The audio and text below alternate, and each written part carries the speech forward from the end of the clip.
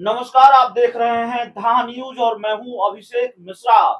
बिहार के शिक्षा मंत्री प्रोफेसर चंद्रशेखर न लालू यादव की सुनने को तैयार हैं, न तेजस्वी यादव की सुनने को तैयार हैं। और ऐसा लगता है नीतीश कुमार और उनकी पार्टी के लोगों की सुनने को तो बिल्कुल तैयार नहीं है।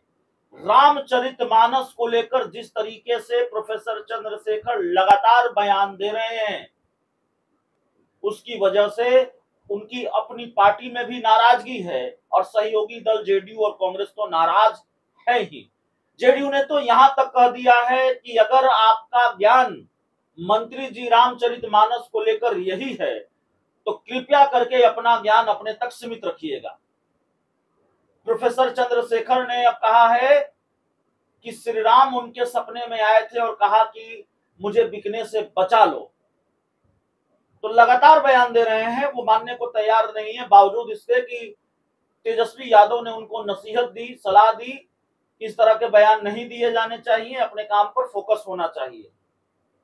अब जनता दल यूनाइटेड यानी नीतीश कुमार की पार्टी ने प्रोफेसर चंद्रशेखर को सीधी चेतावनी दे दी है और चेतावनी भी ऐसी वैसी नहीं है।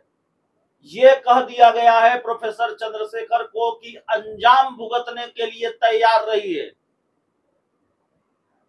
क्या प्रोफेसर चंद्रशेखर की नीतीश मंत्रिमंडल से छुट्टी हो जाएगी? क्या प्रोफेसर चंद्रशेखर नीतीश मंत्रिमंडल से विदा हो जाएंगे और मंत्री से पूर्व मंत्री हो जाएंगे?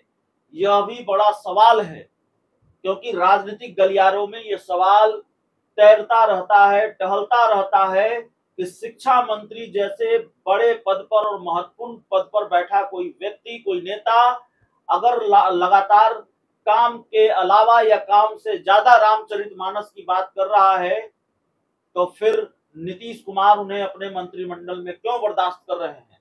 अब सवाल यह है कि जेडीयू के प्रवक्ता डॉक्टर सुनील सिंह ने कहा है कि अगर प्रोफेसर चंद्रशेखर ने अपने शीर्ष नेतृत्व की बात नहीं मानी तो उनको अंजाम भुगतने के लिए तैयार रहना होगा। सवाल है कि इसके मायने क्या है, इसका मतलब क्या है? क्या प्रोफेसर चंद्रशेखर की छुट्टी होने वाली है नीतीश मंत्रिमंडल से?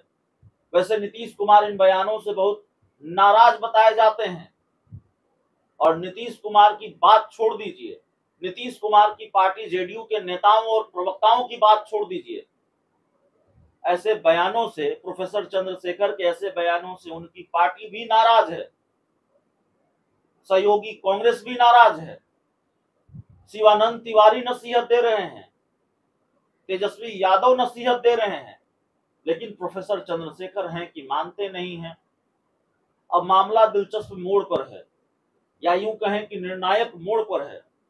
जेडीयू ने अपने अधिकतम गुस्से का इजहार कर दिया है, उसका प्रकटीकरण सामने आ गया है, प्रकट कर दिया है अपने गुस्से को, और धमकी कहें, चेतावनी कहें, ये कह दिया है कि आपको अंजाम भुगतने के लिए तैयार रहना होगा।